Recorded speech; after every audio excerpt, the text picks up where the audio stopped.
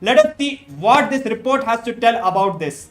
Shame on the anti-Hindu medias and shame on the yellow medias because they never stood for the truths. They always been influenced by the deep state elements who fed them with all their money, political influence, and they have continuously attacked all the Hindus, Hindu gurus who stood for the Hinduism. So what is the main reason for the attacks of the Supreme Pontiff of Hinduism? Because he stood for Hinduism. He stood for reviving a sovereign Hindu nation. Now let us understand what was lost and how much was lost. We see the destruction. Let me read the report for you. The Hindu Holocaust has, for the last 2000 years, gone through a massive destruction resulting in loss of 56 Hindu nations that spanned over 6 million kilometers square of Asia. This resulted in the loss of more than 500 million lives. More than 4 million Hindus were enslaved. More than 160 million Hindus were starved to death. Thousands of temples were destroyed and more than million Hindu educational institutions were destroyed. Libraries were burned down. Yes, these numbers are very important. Not only for the global viewers, even for the neo-Hindus. Because they doesn't know about the history because the very history has the very Hindu Holocaust. Today, whatever the history you know about Hinduism, it is fabricated by the British colonizers and this anti-Hindu medias. Let me tell the numbers once again. It is a 2000 years of persecution and 56 Hindu nations have lost its sovereignty and 500 plus millions has been massacred during this entire persecutions. And almost more than 4 million Hindus have been accused of rape, sex, and they have been completely dismantled from the very life itself. But understand, all these things never happened in Hindu nations. The reason is there was no casteism, there was no xenophobia, there was no racial discrimination. How can there be any racial discrimination or casteism in Hinduism when we believe the glorious principles of Hinduism? Now let us see directly from the report what it has. Of course, the fundamental principles taken, the measure taken by the KAILASA is implementing Paramashivam, that is, you are Paramashiva. Which nation, which community, which religion even gives this rights to everyone that you are treated as the ultimate body of the religion? But of course, we're bringing more facts to all of you. We want all the viewers to stay tuned with us. There are crisp, more details on this 21st reports by the United Nations on KAILASA. Stay tuned with us. Around 5,000 years ago, at the end of Mahabharat War, the ancient enlightened Hindu civilization consisted of 10,000 Hindu traditions, or sampradayas, that existed in 56 Hindu nations, 200 Hindu kingdoms, 1,700 Hindu provinces that covered more than 6 million kilometers square of Asia. The Supreme Pontiff of Hinduism, SPH, BHAGAVAN Nithyānanda Paramāshivam, is the reviver of KAILASA, this ancient enlightened Hindu civilizational nation.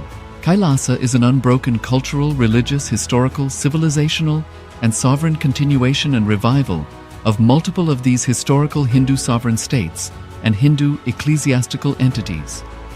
The unbroken continuity of these ancient Hindu nations through KAILASA results in the legal recognition of KAILASA as per the international customary law, particularly the doctrine of continuity.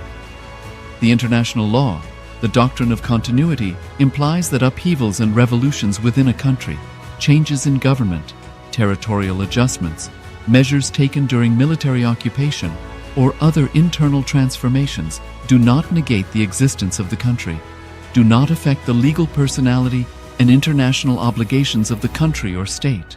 The Vienna Convention on Succession of States in respect of treaties, 1978, addresses these principles of the doctrine of continuity as it outlines international law during situation of state succession or continuation. International law recognizes a state's legal personality by recognizing its identity. This perspective extends even during the period when the given state or country is annexed or occupied by a foreign power. Even in such cases, the legal personality of the state is considered to persist, enabling its subsequent re-establishment. Historical examples dating back to the 18th century, include cases like Portugal and Genoa that were re-established after the Vienna Congress of 1815. More recent examples include countries such as Poland, Ethiopia, Czechoslovakia, Albania, and Austria that were re-established after World War II. Even when a nation is deprived of its territory, the nation continues to exist. Its sovereignty and international legal personality continues to persist. The Dalai Lama, as the spiritual and temporal leader of Tibet, exemplifies this principle. In 1959, the Dalai Lama was exiled and forced to flee. Despite the challenges faced, the Dalai Lama continues to advocate for the preservation of Tibetan culture and garners worldwide support for Tibetan autonomy on the global stage. Similarly, from 1309 to 1376, the Pope of Catholicism had been in exile in Avignon. Despite this, he was recognized as the head of state as well as head of the church and given full privileges of the position after their return to Rome. Even in 1861, much of the papal territories had been lost, leaving the Pope with no sovereign territory. The last segment we have spoken about the 6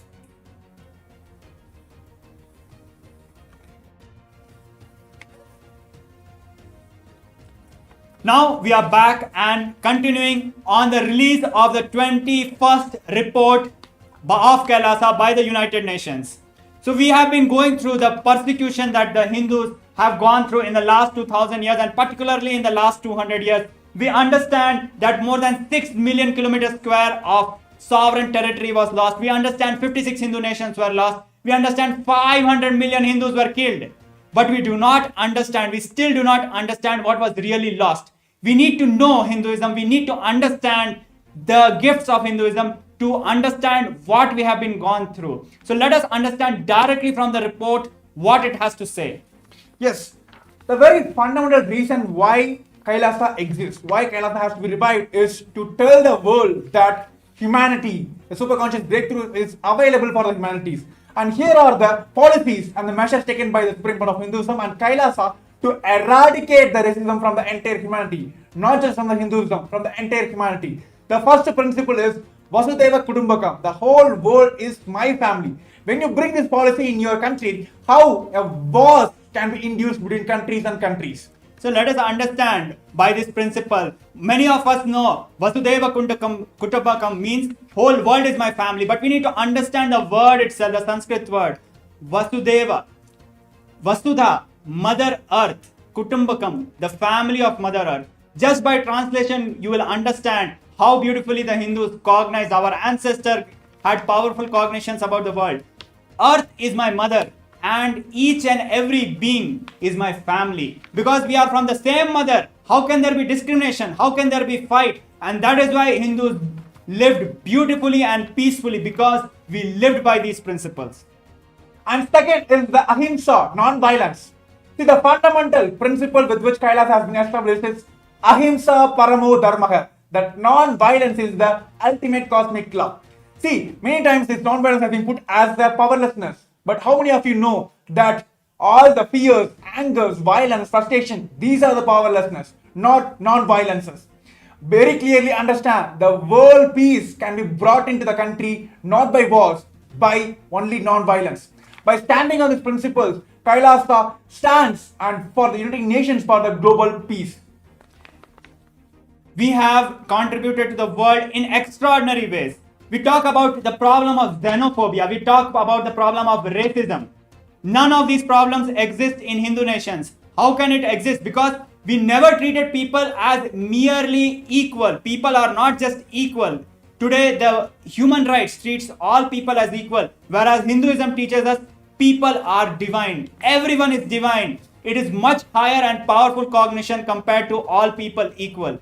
And because of this powerful cognitions, we treated everybody as divine. We treated plants as divine. We treated animals as divine. We treated land as divine. We treated inanimate objects as divine. And because we saw Paramashiva, lived with Paramashiva in each and every aspect of this cosmos, because of that, we lived peacefully with nature. We lived peacefully with each other. These are the gifts of Hinduism which have been lost when the 56 Hindu nations were lost. And today we are speaking about the racism. Of course, it is not just in Hinduism. The entire world face the racism all around the world. But what is the solution Kailasa is giving? What is the solution Hinduism is giving is Advaita. The only experience, only principle which belongs to Hinduism is Advaita. How many of you know that Hindus have fundamentally rooted in the Advaita, oneness with the entire world, entire universe? Then where comes the racism? And when we understand the destruction by the caste system, it might look superficial. But when we look at this reality, it is not just the territory was lost. It is not just the community was lost. It is not just the unity was lost. It is not just the principles were lost. It is not just the quality of life was lost. The entire ecosystem which beautifully and happily lived and contributed to the entire